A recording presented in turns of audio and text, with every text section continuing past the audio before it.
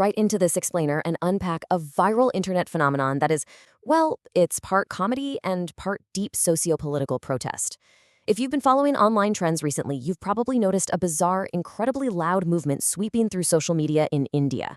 We're talking about a rebellion built entirely on memes, led by frustrated youth, and centered around an insect that most of us just chase around with a slipper. So today, we're breaking down the anatomy of the Cockroach Janta Party, or the CJP. This striking question perfectly captures our focus today. I mean, why would educated, unemployed youth, people facing endless paper leaks, canceled exams, and brutal hiring freezes, willingly adopt the name of a heavily despised insect? Why voluntarily associate yourself with a bug? On the surface, it sounds completely absurd, right? But as we're going to see, it's actually a deeply calculated, remarkably sharp reaction to a system that these young people feel has entirely stripped them of their dignity and their future. So here's our game plan. We'll look at what the CJP is, how it started, the 4 qualifications to join, the mastermind behind it, their surprisingly serious manifesto, and finally, the real truth behind the joke. Let's get into it. What exactly is the CJP, and what's the satire all about? First off, the Cockroach Janta Party is not a traditional political party. You're never going to see them on a voting ballot. It's a purely digital entity. And the metaphor they're using here is incredibly sharp. Think about the life cycle of a cockroach from our perspective. You hit it with a slipper, you try to sweep it away, you poison its environment, and yet, somehow, it survives. It crawls into a dark corner, regroups, and pops up again when you least expect it. Well, these youths feel exactly like that. Imagine studying 14 hours a day for 3 solid years, sitting for a crucial government exam, only to turn on the evening news and realize the paper was leaked on WhatsApp and the whole exam is canceled. They're literally watching their youth slip away while waiting for job placements that just never arrive. They feel like they're surviving a harsh, unforgiving system that treats them like disposable pests. So, if the establishment is going to treat them like cockroaches, they've simply decided to own the label. Moving on to part 2. How did this whole thing even start? What was the spark? The birth of the CJJ is a brilliant illustration of how quickly internet outrage moves and mutates. Let's look at the timeline. On May 15, 2026, the Chief Justice of India used the words cockroach and parasite during a legal commentary. Now, a clarification came almost immediately. The comment was specifically targeted at individuals with fake degrees who ruin the system's integrity, not hardworking citizens. But we're on the internet, right? Context often takes a total backseat to raw emotion. Struggling youths who were already feeling battered by unemployment and inflation took those words entirely personally. They saw it as a direct attack on their struggles. Literally the next day, a simple Google form was launched, and instantly, thousands upon thousands of youths filled it out. And boom, the CJJ was born. All right, part 3, the rulebook. Let's check out the 4 qualifications you need to join. This is where it gets highly sarcastic. They are highlighting traits society typically looks down upon and wearing them as an absolute badge of honor to mock the system. To join, first, you got to be extremely unemployed. You have the bachelor's degree, maybe even a master's, but that joining letter completely lost its way. Second, supreme laziness. You might desperately want to change the country, but you absolutely refuse to leave your blanket to do it. Third, you must be chronically online. Whether you're in bed, on a bus, or pretending to study, that phone is glued to your hand. And fourth, you need to be an expert at venting. But this isn't just about yelling at the TV. It's about channeling that boiling anger into sharp, viral memes that actually sting the establishment. Now, you might be thinking, this all sounds a bit ridiculous or juvenile, but the numbers speak for themselves. The movement rapidly amassed almost 2 million followers on Instagram alone. To put that into perspective, 2 million isn't just a fleeting viral moment. That is a massive constituency. That rivals the digital reach of established, decades-old political organizations. It represents a huge demographic voting bloc that currently feels entirely politically homeless. Young people who felt totally discarded by traditional political structures suddenly found a massive community that spoke their exact language, the razor-sharp language of internet humor and shared misery.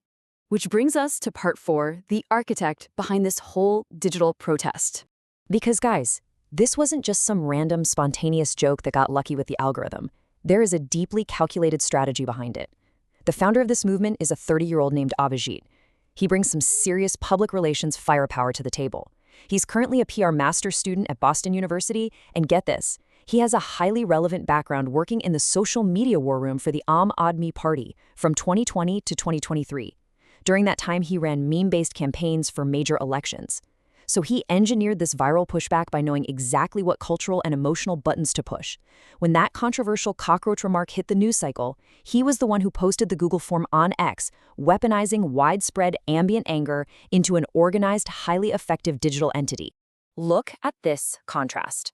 The CJP has completely replaced exhausting traditional political groundwork with sharp, digital-first tools designed to sting.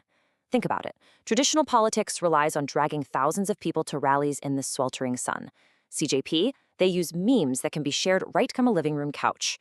Politicians spend millions on expensive printed posters. CJP uses highly targeted troll armies that cost literally nothing.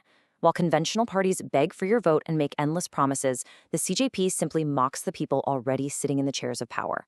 They fundamentally understand the asymmetry of digital warfare. In today's rapid-fire attention economy, a 2-hour political speech puts people to sleep. But a perfectly timed, deeply sarcastic meme, that pierces right into the public consciousness. Now, Part 5, the unique manifesto.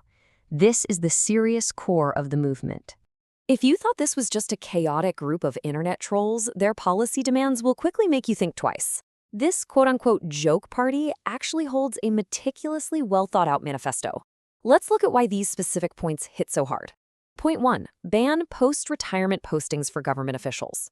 This resonates deeply because young people can't even secure entry-level jobs, yet they watch 65-year-old bureaucrats land comfortable, high-paying extension postings. Point 2. If votes go missing in a democracy, leaders must be held legally accountable. That taps right into a core democratic anxiety. Point 3. They completely bypass the usual incremental debates and demand a full 50% reservation for women to ensure true mathematical equality. Point 4. They demand TV studios stop spinning polarized culture wars for ratings and instead force them to debate real, crushing issues like soaring inflation and mass unemployment. Because, the youth literally cannot afford rent. And finally, point 5, ban politicians from party hopping. Stop leaders from changing allegiances the moment an election ends. Finally, part 6, the truth behind the joke, the better reality. This powerful quote really hits the nail on the head. When hope stops answering, sarcasm begins speaking. At its core, this entire meme-based protest is a coping mechanism. It's the collective sound of deeply frustrated, systematically unheard youth who feel that traditional avenues of protest, writing letters to representatives, marching in the streets, patiently waiting for their turn, are completely and utterly ignored. When an entire generation feels that the leaders making the rules just don't care about their fading youth or their empty resumes, they construct a shield. They take their deep-seated pain and economic despair and they turn it into punchlines. So I'll leave you with this final, provocative thought to chew on. When the youth feel their dreams are ignored, is it any surprise they turn their despair into a viral digital weapon? Is the Cockroach Janta Party just a fleeting moment of internet theater that's going to fade by next month? Or is it a glaring systemic warning sign of a generation's boiling anger? When educated young people, the supposed future engine of a country's economy, feel they have absolutely no choice but to label themselves as literal pests just to get the establishment's attention, well, it forces us to ask some very uncomfortable questions about the systems meant to support them. Thank you so much for joining me on this explainer. Keep asking questions, and I'll catch you on the next